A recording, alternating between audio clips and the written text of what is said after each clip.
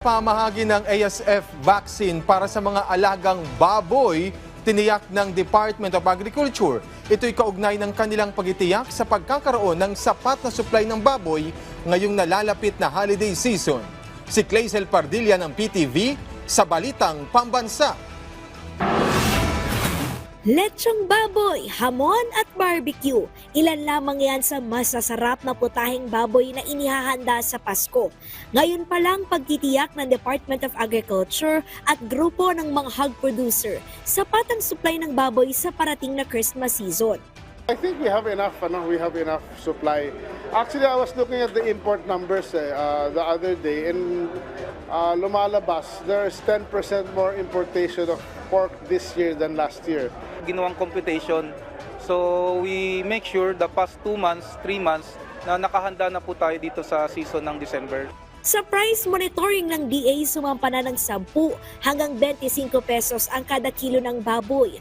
Karaniwan daw tumataas ang presyo ng baboy tuwing holiday season.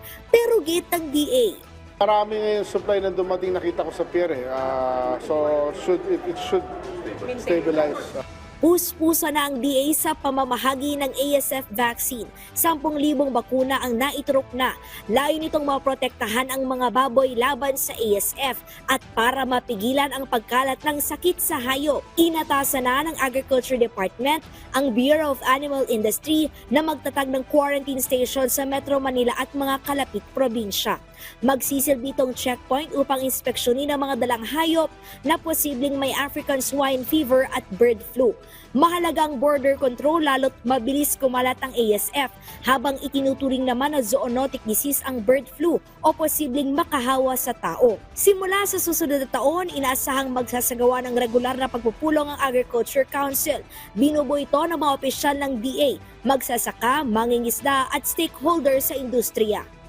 Ang major task ng council is para mapag-usapan every single major crops natin every month. Hindi yung kung kailan lang may issue, kailan sila pupunta sa DA.